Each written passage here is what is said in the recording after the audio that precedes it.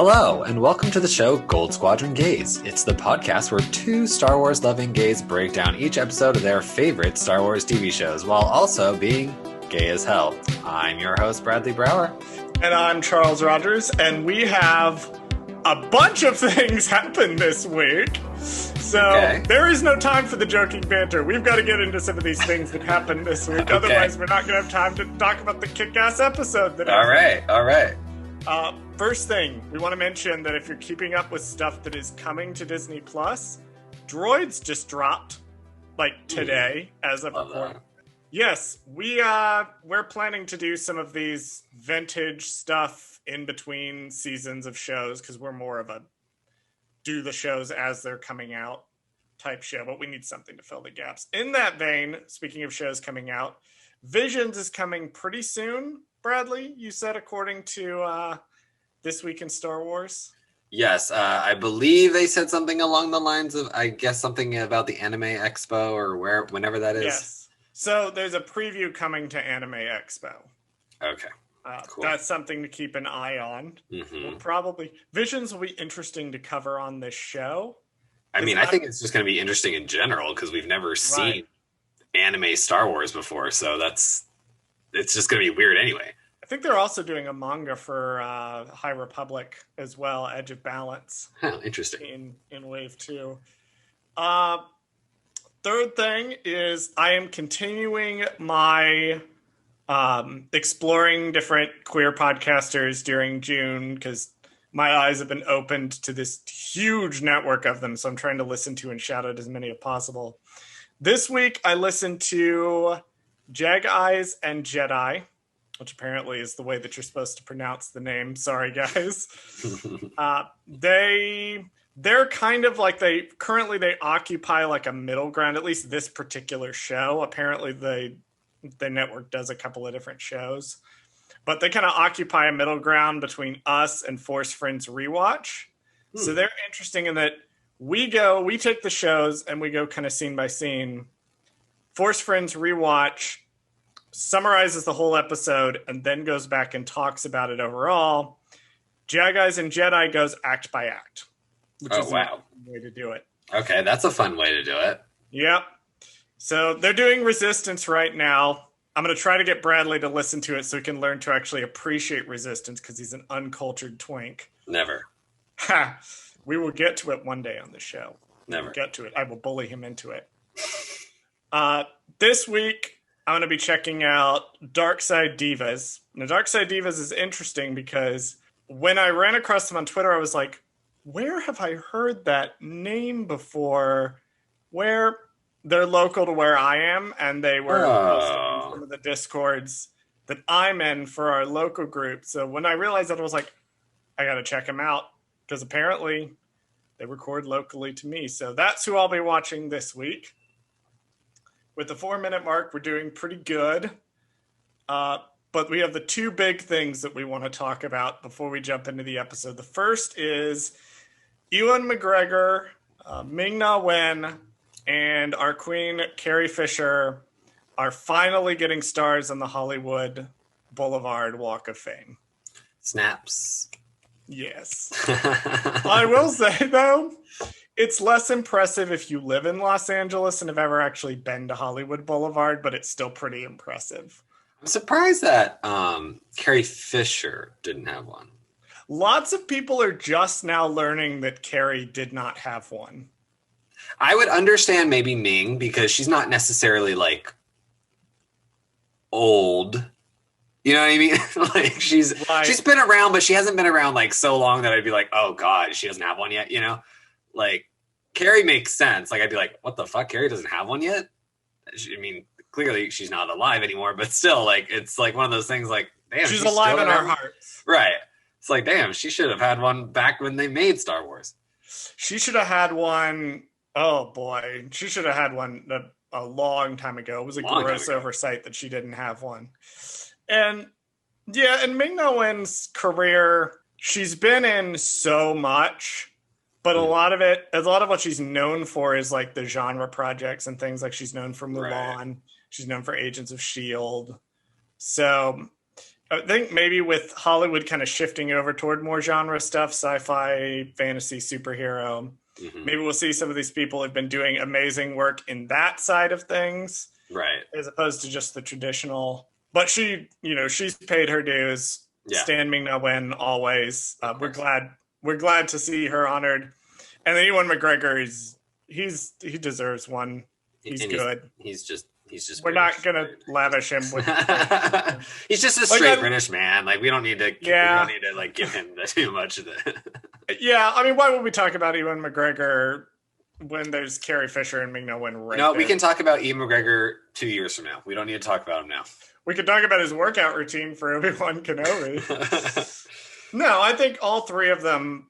It's well deserved. Yeah, all three of them. It's well deserved. It's well deserved for different reasons. Ewan's obviously had an amazing career beyond just being Obi-Wan. Ming-Na Wen, absolutely phenomenal. Not nearly gotten the recognition she's due, and Carrie Fisher, it's been a long time coming.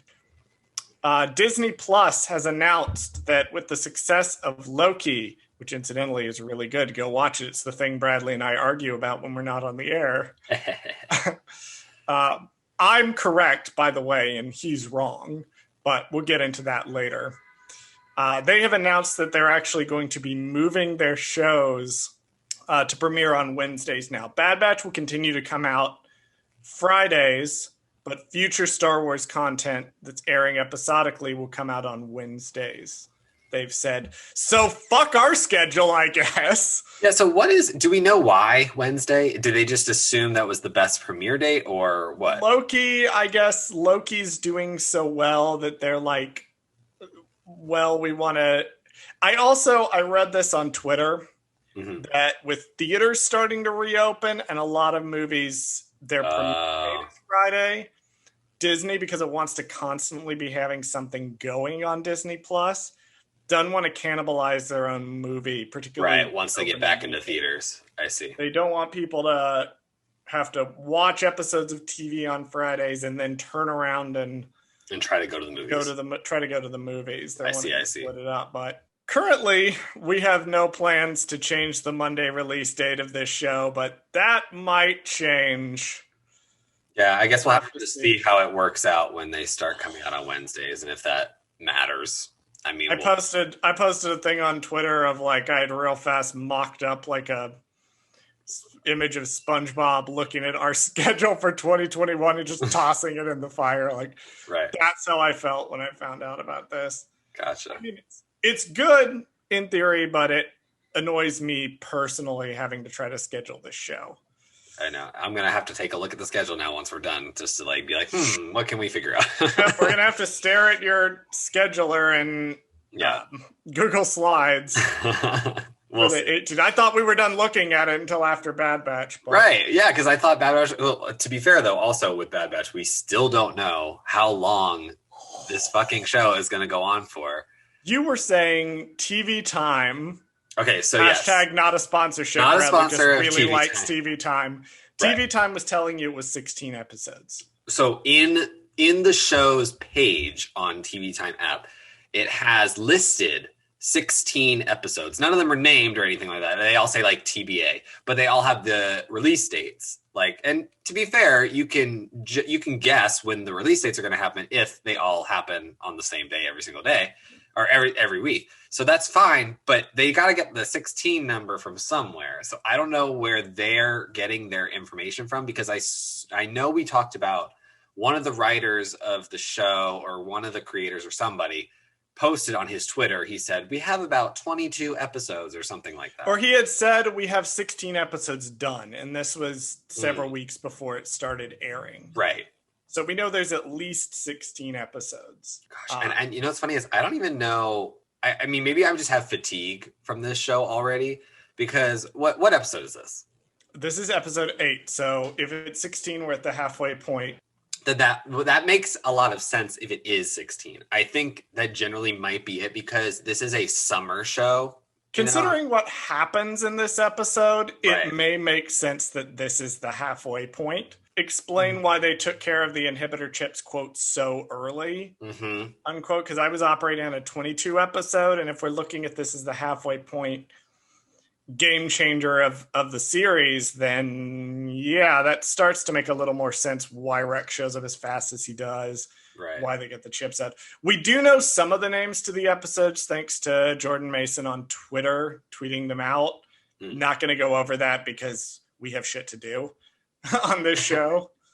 But they're out there if you want to find them, what some of the next few episodes are called. But let's dive into Bad Batch. I almost said Clone Wars Episode 8. Bad Batch Episode 8, titled Reunion. Bradley, what did you think of this episode since you actually had a chance to sit and watch it and not race to your gig? Yeah, so I did my normal routine. I woke up, I read your text message, whether or not I need to stay on or offline. And then I laid in bed for 2 hours to not care. And then I, made my breakfast sandwich and I went out into the living room and I queued up the Disney Plus and I sat there and I watched all 3 seconds of the logos. So that was... Congratulations. You've achieved the bare minimum of patience. Right, exactly. And then I pause it right on the title always because I just need to make sure I'm got everything before I start the episode. I got to get my note phone thing out and I got to get ready. And I'm like, all right, here we go. Focus. And it said reunion. And I was like, oh, Crosshair's going to show up. Yep. And they dropped that pretty early on. It was so, I literally was like, oh, he's going to show up in this episode. And to be fair too, I was like, if he doesn't show up this episode, they're going to have a problem because you got to make him fucking show up at some point. We're 8 episodes. Good news. He's in this episode. Thank God. And I'm glad he was. I actually really like this episode. Not because I think the first half of the episode, I was kind of getting a little okay, we're still on the same planet. We're still on the same blah, blah, blah. It was kind of all right, let's leave the planet. I literally, I think I wrote down at one point, I was like, what the fuck are you guys still doing here? Go home. Just go. There's obviously they're going to catch you. Go home. I had the same thought at one point, although fortunately the episode does answer why they're still there. Well, yeah, I know. But anyway, I liked it. It was good. I was in love with the surprise character at the end. Took me by complete shock for reasons I'll get into. I was going to say, when we get to the Lama Su scene, I genuinely still didn't know by that point. I literally I did not figure it out until he literally shows up. Assume that the Clone Wars this raises questions. Oh, it raises a lot of questions. Clone Wars episodes, and we will get to that. I don't want to skip ahead too much. Okay, well let's just start so we can get into it. Yeah, I really liked it. Probably my favorite episode thus far besides the premiere. I'd say it's sitting at the number 2 spot right now. Oh, okay. I watched it last night. I was enjoying some adult time, and given the emotional gravity of the episode, that was a mistake. Do not recommend consuming a glass of wine before watching an emotional episode of The Bad Batch. You will have feelings.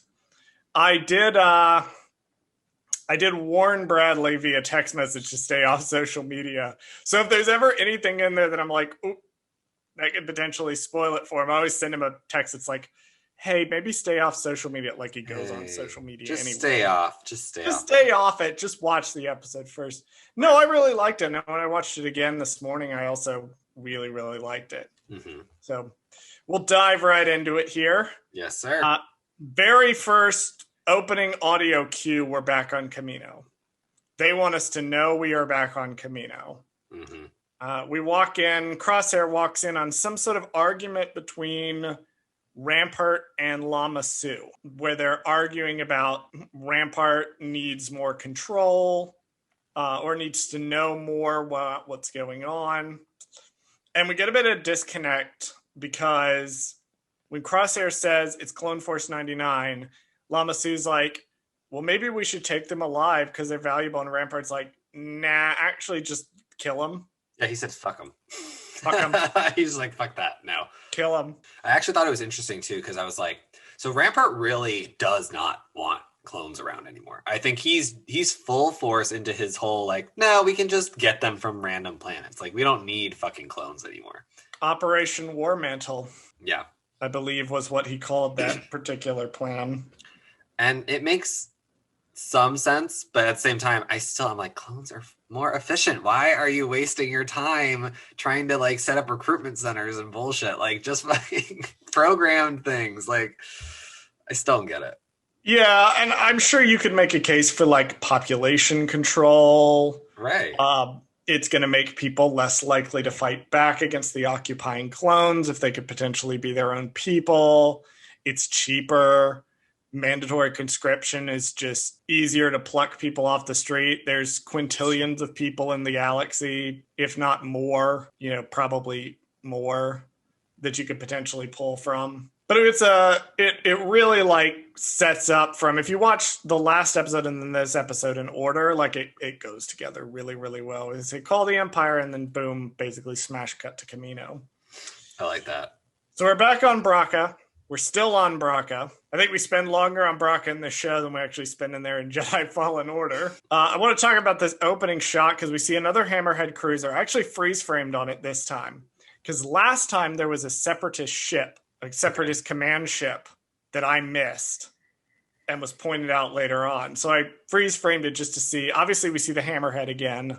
And then we see what looks like it could be a Trade Federation ship, but that's all I could really spot. There's a neat scene with Wrecker and Omega. Now, the scene doesn't have any real relevance to the episode. She doesn't have to disarm a bomb at any point. It's just a bonding moment, but it's also exactly what I've been saying I've been wanting from Wrecker. Oh, a character moment instead of because we see a side of him... We see a side of him that we don't get to see when he's just being the strong guy. We see the way he approaches training Omega being different. The fact that he is training Omega, and we get some Demolition's actual knowledge from him. We've known this whole time he loves explosives, but never stopped to talk about the fact that he probably knows a lot about them. Yeah. So I love this scene. I did find it weird that it doesn't set up anything later on, because I feel like so far, every single time Omega has to, quote, learn a lesson, in the beginning, they kind of tell her what it is, and then we figure out later in the episode, oh, she's got to follow through with whatever that is. And this time, that just wasn't the case. Like, that wasn't this particular thing that he was teaching her. I thought it was going to come later, but it didn't. Right, and I was the same way. So the second time I watched it, I liked it a lot better. The first time I watched it, I went, okay, they're doing the thing where they show her how to disarm the bomb, and then at the episode, she has to disarm a bomb. Doesn't happen. The scene is actually more about the relationship with her and Wrecker. Right. And I like Wrecker's line where he says, I'm not crazy, because he is kind of the wild and crazy member from the team, and it's nice to have it pointed out. No, he's not dumb. He's impulsive. Yes. But he's not dumb. I'm just an impulsive guy versus how have I not gotten the entire team killed on literally the first mission? Exactly. I can't remember what we were talking. Oh, it was the prison ship episode of Mandalorian that we were talking about, where I was like, how has this team not imploded in mission 1? And I don't get that vibe with Wrecker. Right. So we see some scrappers. Mm-hmm. They're very different here. They're very humanized in Fallen Order. Okay. And here they're almost kind of like the creatures from Jakku, where they've always got the masks on. It's kind they look like your friend from A New Hope.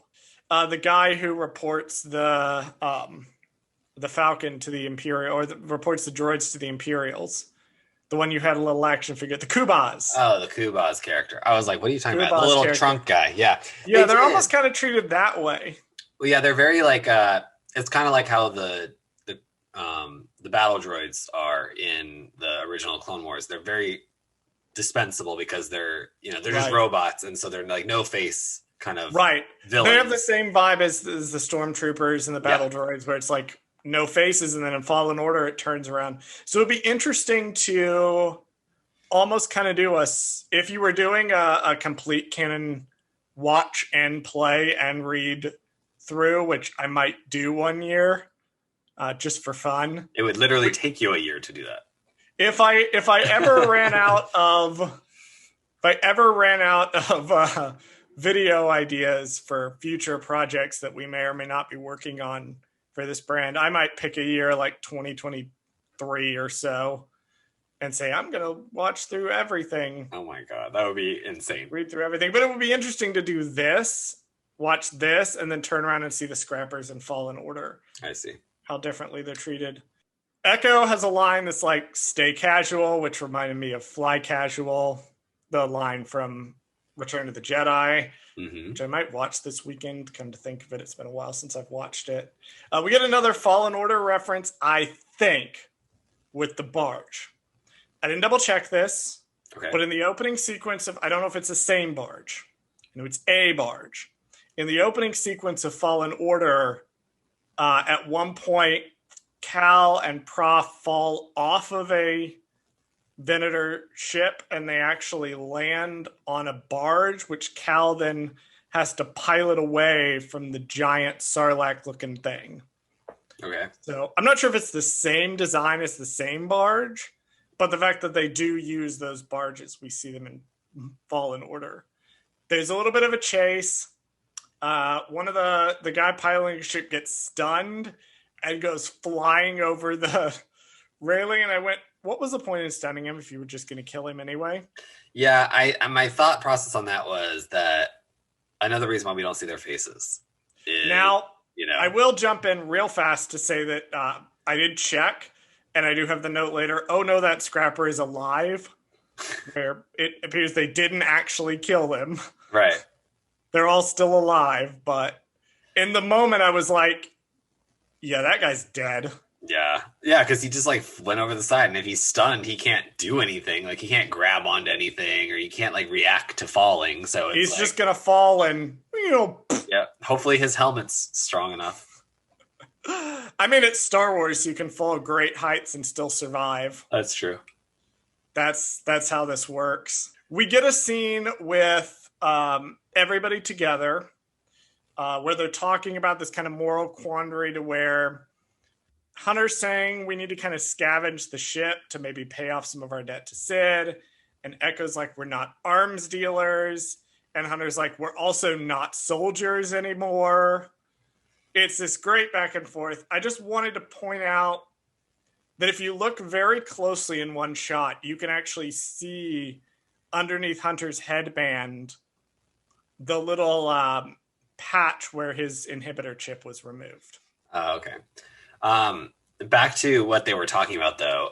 When he says we're not soldiers anymore, and he's like, we're not arms dealers, I was like, okay, then what are you? Like, what is your goal? Like, because that's the central question of the show. Right? Like, because it seems like even Hunter doesn't really know what their goal is. I feel like yes, I mean, I think part of it is like, Omega, but I don't know if he even knows what the end game is here. I think he's kind of like discovering himself. You know what I mean? Like, I think that's the central question of the show. They've said it's about the Bad Batch trying to find their way in this galaxy. So they've tried being soldiers. That didn't work. They've tried being mercenaries. That's not really working, under contract to Sid. And now they're like, well, maybe we should strike out on our own. And right. The whole thing is about, it's a search for identity. It's a collective search for identity. Like, these people have a very strong group dynamic in themselves, but it's almost harder to find an identity as a group in a changing world than it is as an individual. Yeah, I'm wondering, like, if by the end, everybody's going to kind of go their separate ways. I would hate to see it, but I could see the show ending that way. Because if you think about it, it would make sense, right? Like, why would they stay together? They're not, that would be weird even in real life if you and your, 4 brothers live together for the rest of your lives. Like, it doesn't really make any sense. Like, from a normal standpoint. People change, the world changes. Sometimes you have to change with it, and sometimes a group of people you interact with has to change with it. It would be a very bittersweet ending to the show if they all went their separate ways. Well, we'll have to find out. Won't we? We'll have to find out. This shows is like I said, don't be in a state where you can get extra emotional while watching this show because you will feel things inside your heart and it will hurt. And I'm actually wondering, so like we were talking about with the 16 episode versus like more episodes, I have to have the feeling that there is a set number of episodes with this and there is a set story, and that they will end it in a way that, like, yes, if they wanted to continue with another season, they could, but I don't believe that's how they're going to end it. I think they're going to... it's going to be a one season? I think it's a hard end season. Okay. Because they have all these projects they want to do. And I feel like Disney right now is very like, it's a one and done kind of thing for them. They're very much into the, let's just do the little vignettes of Star Wars right now. We don't want to do too many huge projects because look how well that turned out with, like the trilogy. Some people aren't necessarily. There's arc fatigue that comes into play. And we are certainly not here to litigate the previous long-term projects yet. Anyway, we get a nice little moment with Wrecker and Omega. They do find some detonators. This will be important. And they get a nice little moment where Wrecker's trying to pry the door open and Omega's just like, boop, button. Opens the door up. That was funny. We get another little moment between Hunter and Echo, where clearly they're kind of the ideological opposition here, to where Echo, as a reg, is a little more conditioned to be like, well, I'm just a soldier. And Hunter, who has always been a little bit different, is more inclined to be like, not necessarily. So short little moments. Yeah. Love them. Omega is called to the bridge by Tech. We get to see the bridge in disrepair, which is a very weird thing to see after spending so much time on a Venator bridge in Clone Wars. Tech does not know how to talk to children, apparently. Yeah, I like how he repeats himself. It was like, the war was his primary objective with multiple fronts. Yeah, but what was it like? I just told you. I love that. It was probably one of the funniest parts. It does raise questions because, so there was a StarWars.com trivia piece about last week's episode that said the reason Omega recognizes Rex as a Generation 1 is because she's seen multiple generations of clones grow up, which implies that Omega is not genetically altered to age faster, which raises the question, the war ended 6 months ago. Why does Omega have no idea what it was like? How long? Do we know how long the Clone Wars was? 3 years. Okay. So if it's only 3 years, and we can guess if she is a non-altered clone, right? That means she has to be born before the war took place. But maybe she was not. She was around for the whole war. She was on Kamino. How much of it, like, what were they doing with her on Kamino that she missed the whole war?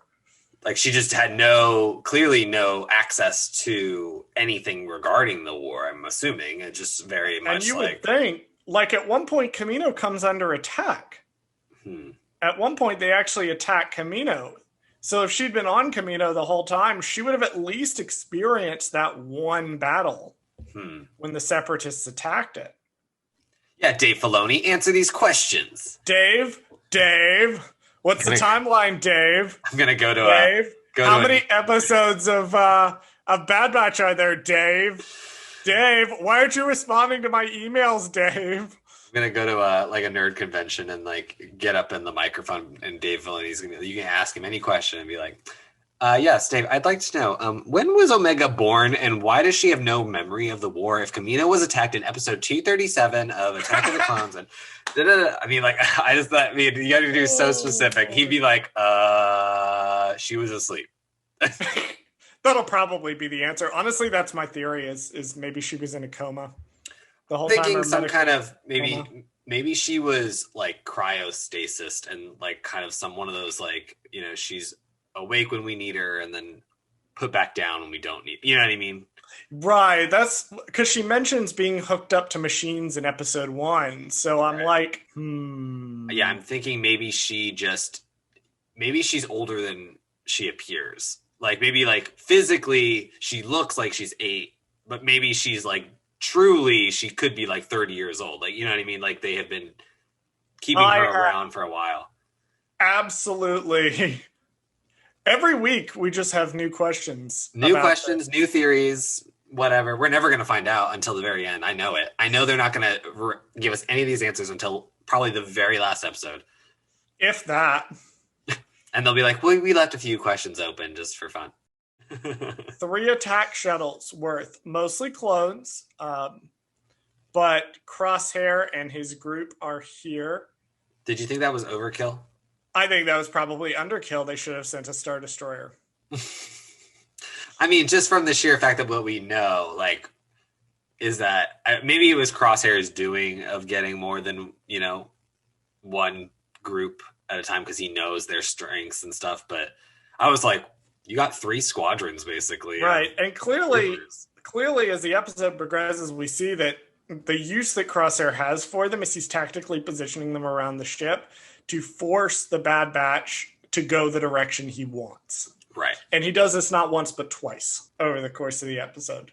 Before we get into that, we jump back to Camino, where Lama Su and Nala Se have a very short but very interesting conversation. Yes. About the fact that their contingency plan is in jeopardy. They specifically say the clone they're trying to get back is the kid. Right. Or they're trying to get back the one clone. And they confirm that they are the ones who hired Fennec Shand. Right. Without saying her name. Saying her name. Right. They pretty clearly state that they've hired bounty hunters. Mm-hmm. Which leads us to, if you remember, I said I thought it was Nala Se that had done it. But I was relatively close. Yeah, I mean, we can kind of lump them together. It's not like that weird. If they want them back, why did Nala Se help them escape in the pilot? That's a good question. I don't have an answer for. Not yet, at any rate. Not yet, anyway. But I do like that Fennec was hired by, at least, if not just her, by both of them, because it kind of leads us to be like, okay, well, Fennec Shan's not evil. She's just doing the job, which is good because maybe she's not necessarily not on their side. I wonder if we're going to get a Fennec Shan versus the other character. I literally texted somebody that today, and I said, they are setting this up. Well, when we get to that, what happens at the end, we can talk about that because I have It's War of the Bounty Hunters prelude. This is the year of the War of the Bounty Hunters. Bradley has no idea what I'm talking about because he can't read. But let's move on because I want to talk about that. So yes, we do want to get into that. So we now know that the Kaminoans, in order to get some contingency plan that they have, which is clearly not going to work, trying to get Omega back. Back on Braca, Tech tries to jam their comms. Crosshair obviously notices this.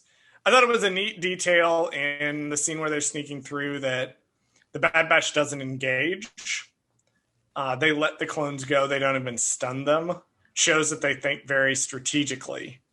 And I thought that was a nice little group character moment.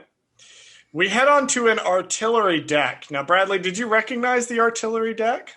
No, I did not. It is from one of my favorite shots from the opening of Revenge of the Sith. Oh. We go inside one of these functioning artillery decks and see as it fires. So we actually see it inert here. But oh no, Crosshair has ambushed them and trapped them on the artillery deck. Yeah, I thought about that too. And I was like, he knows their tactics. He knows like everything about them. He knows where they're going to go. Right. So it was very interesting that he was like, oh, jamming the comms, predictable. And then he put his pinky up and he was like, I am the evil Bond villain. Right. I kind of like that he's the villain. You know what I mean? Like it's kind of like a fun, an interesting angle on it.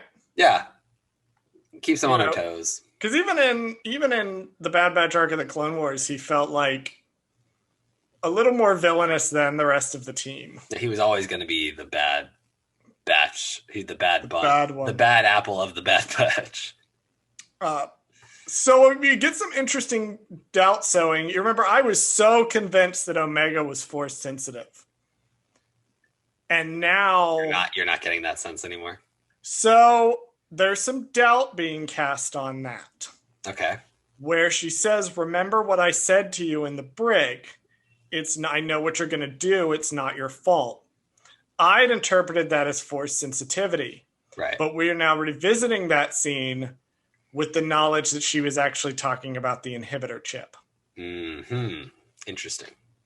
So she knew the inhibitor chip was probably going to go off. Right. So maybe she knew his specifically was going to go off because of the force, but there's some doubt being sown here. We don't necessarily know. Yeah, I thought I was kind of with you on that boat in the beginning, and now kind of towards the end, I think if she was, they would have probably... I mean, unfortunately, they would have kind of laid it on a little more thick if she was. I don't know if they would have been so, like, we're just going to do all these little hints here and there. Like, I think they really would have been like, no, let's show her, like, move a fucking rock. Like, you know, they're going to do something. We've got some various, like, hints that she might be throughout the series, but now they're revisiting one of the central scenes to potentially setting that up. Yeah. And making us look at that through a new lens. Now, to be fair, she's still important for some reason. We don't know what it is. So, you know, according to, you know, all these bounty hunters trying to come get her. But, it may just not be force sensitivity. It might be something else. We don't know. I have so many questions. More questions than answers. More questions. Crosshair then orders them to concentrate fire on the fucking child. Yeah, I love that. What? Crosshair, what? So, one, Dude. I love that. I love that because nothing screams more true villain in any media than killing children. So, sorry, it's killing younglings? Yes. We can't say children in the movie for children. Okay, whatever. We have to say he murdered the younglings. Right. But yeah, this is Anakin Skywalker, Darth Vader levels of... Right. What? That's a real villain. What? I love that. That is... that took me completely by surprise. I was like... Because again, I've been saying they're probably going to try to redeem him. And now I'm like... I don't think they are. What? Well, and you know what, too? I also took it as he was strategically doing that. He wasn't saying shoot all of them, you know, because it would have been obviously easier just to shoot everybody at the same time. He was saying shoot the child first, right? Demoralize them so that they're easier to catch. Like they're going to be fucked up in the head, so they won't be as like on their game, and then we can catch them easier. I'm assuming that's what he was doing. There was a plan here. Crosshair definitely is a character who is ruthless and a character that definitely has a plan. They set off the guns. The artillery deck begins to collapse. I noted that they've been very careful about when the clones are using stun weaponry. Mm-hmm. There's no stun weaponry being employed here. I noticed that, especially on the Bad Batch side. These are blaster bolts. They are shooting to kill. They are shooting to kill everybody, and I thought that was interesting. You know who else is shooting to kill? Omega. She also did too. Whips out her light bow and takes some of the clones out. Which was, I mean, to be fair, that probably didn't kill them, but she definitely knocks them out in some way. It almost certainly did kill them. You think? That weapon is shown to be as potent as a blaster. Yeah, but from what we know, I mean, does the blaster get through the armor, or is this just one of those, like, it hurt so bad it knocked me out? Like, kind of I'm going to go with she killed them. You know me. I love... Ezra Bridger style kill count going here. Oh, that's true. I forgot. How many people has this child killed? We do need to do that because, like I said with Ezra Bridger, he murders people in TIE fighters all the time. So I'm thinking with Omega, her kill count's at least 2 now. It's at least 2. Because I think it is exactly 2, right? I think she goes 1, 2. Killed 2 people. Okay. Well, I love when children kill adults. So let's keep that counter. Let's keep this going. Let's do an Omega kill count now. Omega kill count. Omega's kill count is at 2. Okay. We'll double check that. She whips out that light bow, joins in. It's not hokey. It feels earned.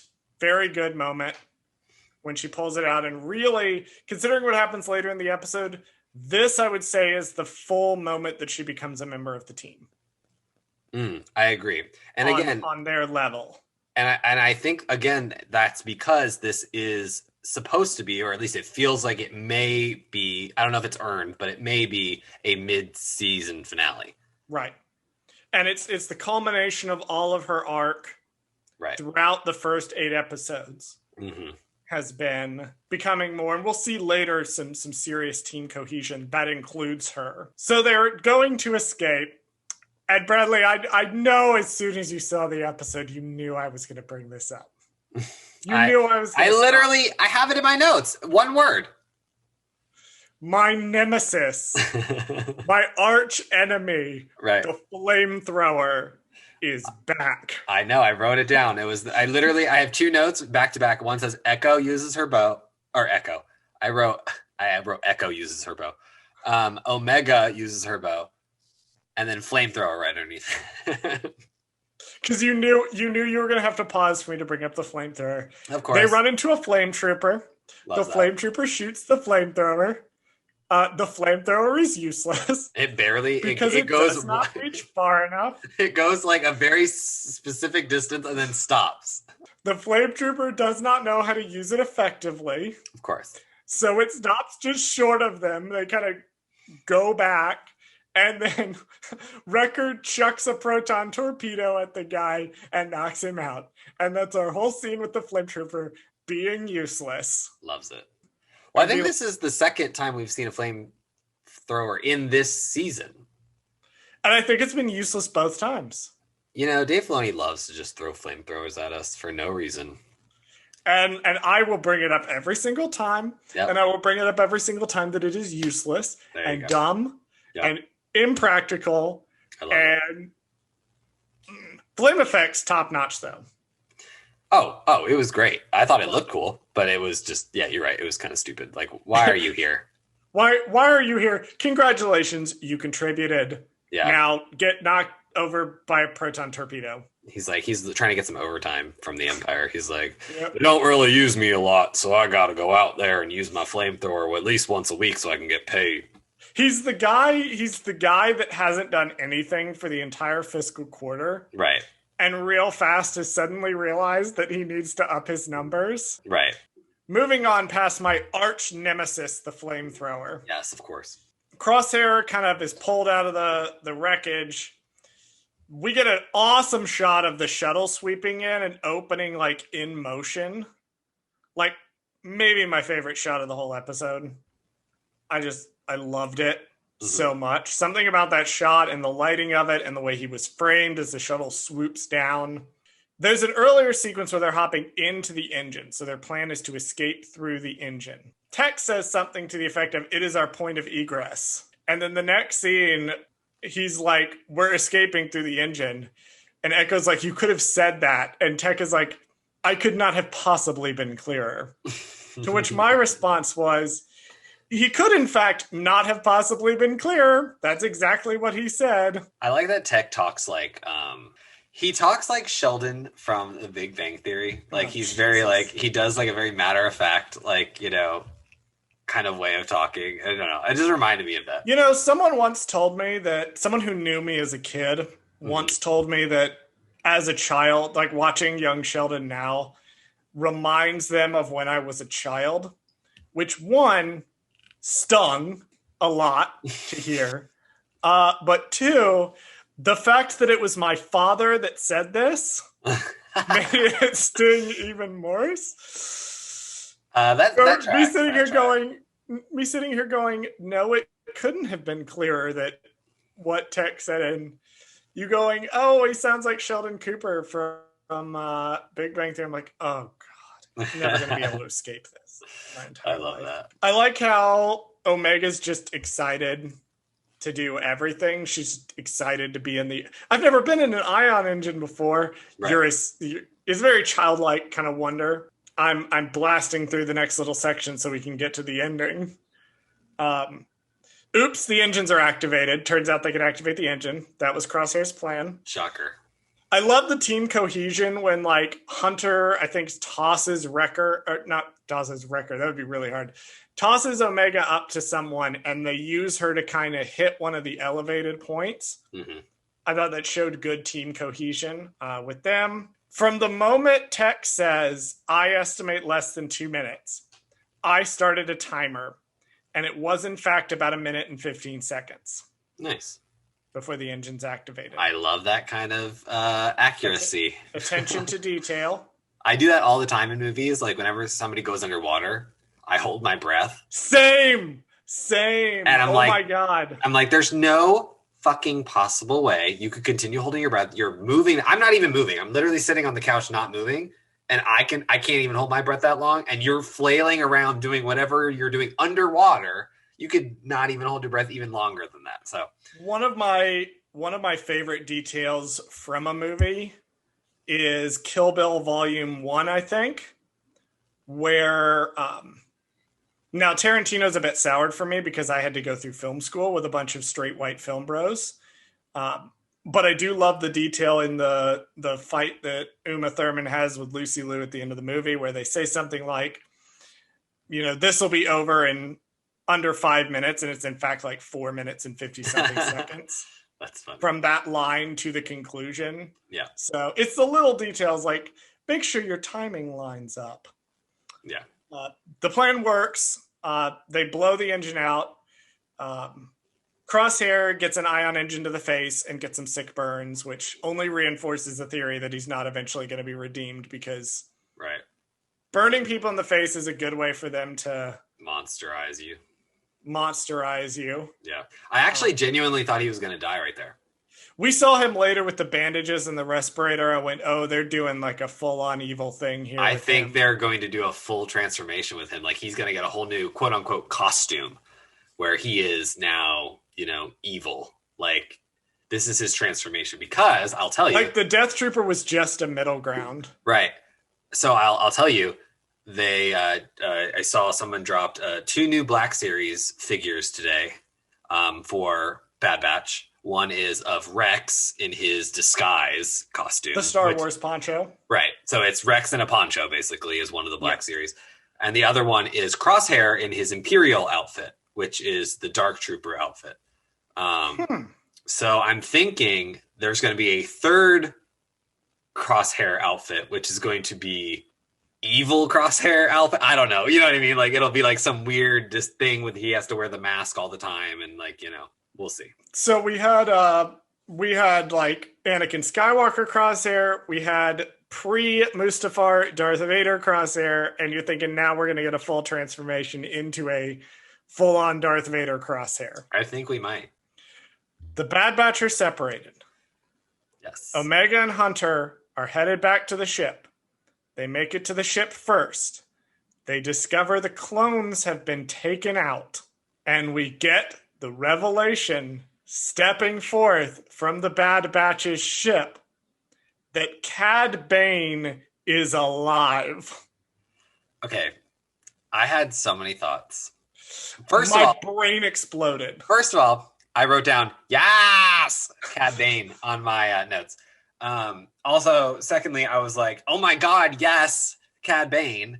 And then third, I was thinking, they're going to make another Funko of him. So I've been operating under the sort of all of the Clone Wars story reels and concepts, unless otherwise explicitly contradicted, i.e. the new Bad Batch episodes explicitly contradicting the old ones, are canon and did happen. In those episodes, I thought that the Bounty Hunter arc for Boba and Cad was supposed to end with them having a shootout where Boba Fett gets the dent in his helmet and Cad Bane dies. That's what everybody on the internet said. Not when Cad Bane showed up, I went, okay, I know we decanonized the Bad Batch because our story reels because we redid them. Okay. I know that to a degree we're just pretending that the Yuzan Vong didn't happen.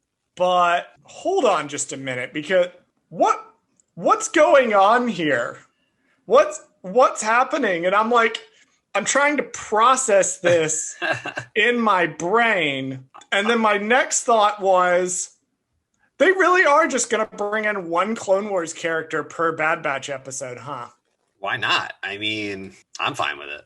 I mean, I'm starting to get a little annoyed with it, personally, but I've had to shift gears in my expectations to think of this more like a sequel to Clone Wars. Mm-hmm. But of all the characters to bring back, of all the characters you could have possibly brought back, yes, Cad motherfucking Bane is alive. I love it.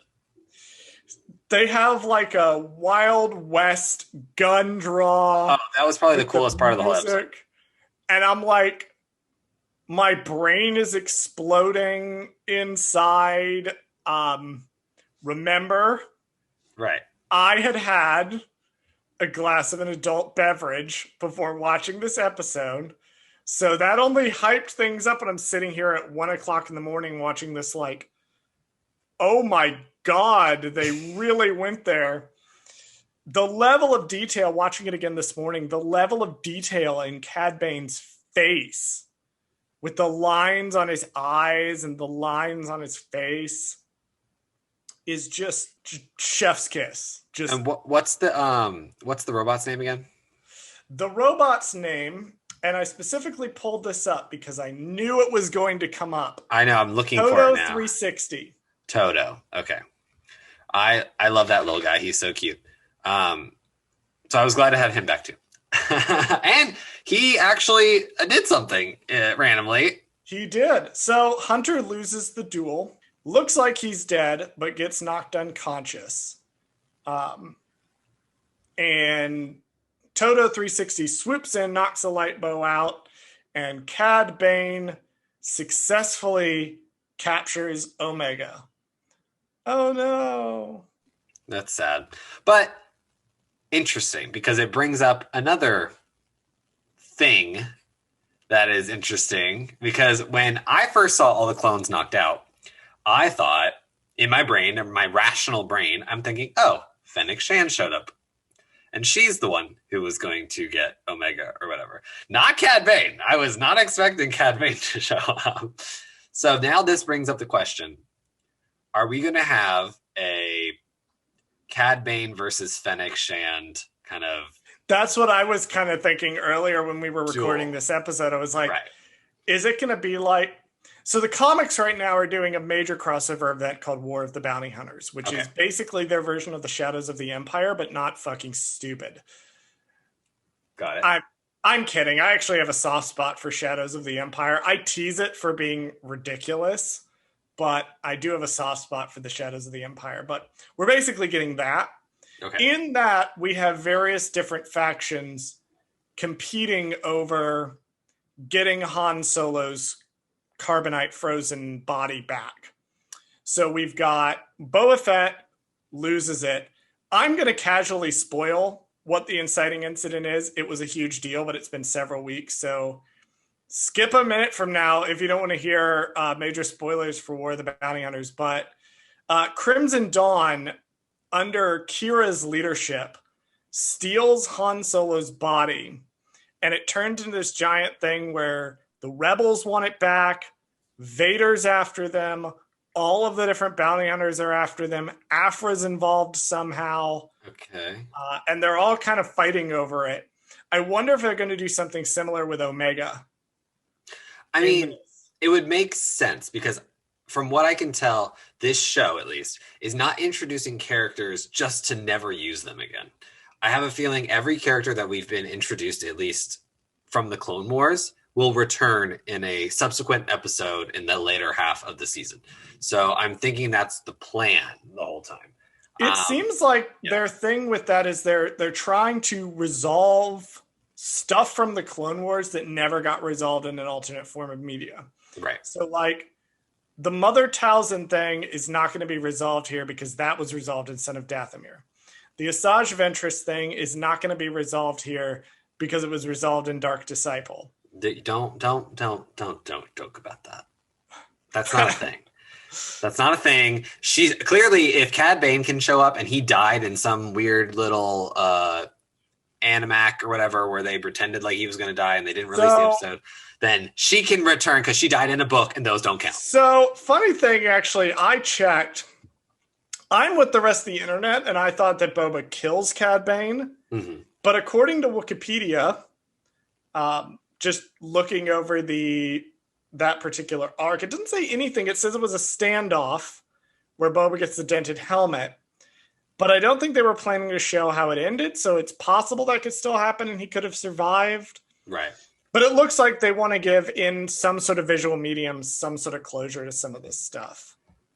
I mean, I'm fine with them introducing him here because, again, this goes to my theory that, like, okay, if they're showing Fennec Shand here, now that they're showing Cad Bane here, will Cad Bane show up in Book of Boba in December? No, Fennec Shand's going to kill him in Bad Batch. You think That's so?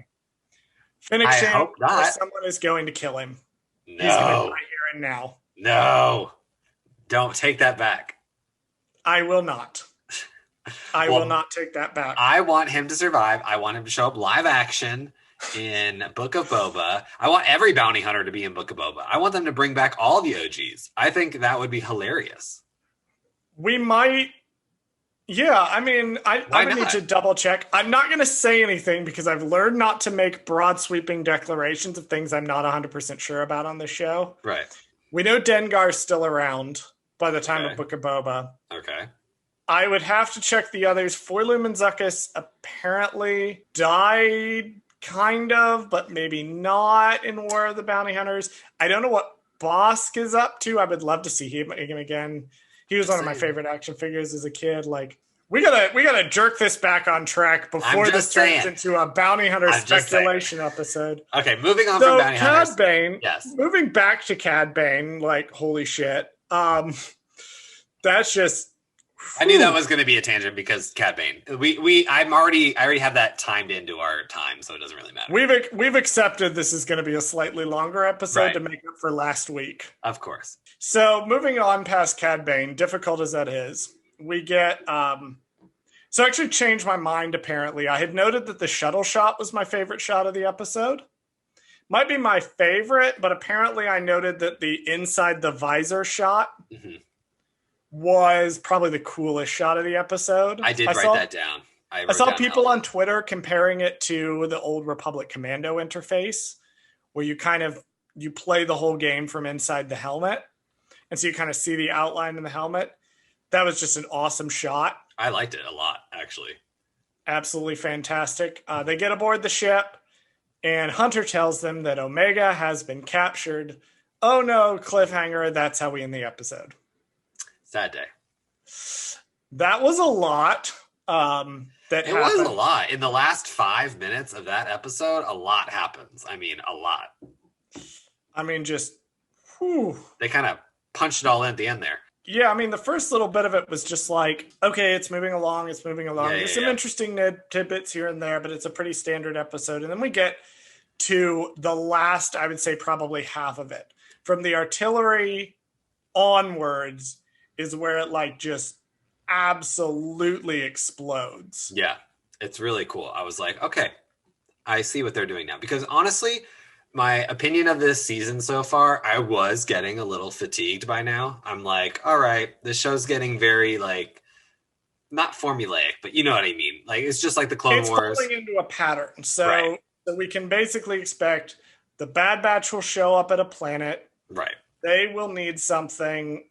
It will, Mando style, they'll run into a problem that they have to solve to get the thing, what they need. And it's going to just keep going and going and going. And this is the episode that really changes the game on that. I agree. And you're right. You got to think about it more like a mid-season and looking at that from that lens, resolving the Wrecker thing last episode, dealing with, the inhibitor chips finally, they've really wrapped up some of the early stuff. It really does feel like sort of a mid-season. I agree. So here. All right. I have no final thoughts. Do you have any final thoughts? Nope. You can follow us on Twitter at Goldsquadrongays. You can follow us on Instagram at Goldsquadrongays. You can also follow me on Twitch at CWRogers6. I play Star Wars games every Monday when these podcast episodes come out. So drop by and say hi. And we're working on getting, we don't want to say much yet, but we're working on getting some more social platforms up and running. So be sure to keep listening to the show. Check us out. Follow us on the socials to learn when episodes come out. And Bradley, do the thing. And join us next week for another episode of Goldsquadrongays. Bradley is now muted talking to his dog, so I can say whatever I want at this point. Let me see. Resistance is underrated. Rise of Skywalker was fine. Let's see. Asajj Ventress is dead. She's not coming back, although I would have been funny if she was Snoke. I'm running out of things to stall with. Okay, I'm going to cut all this out anyway. So. I know. I know. I've just been saying whatever the hell I want.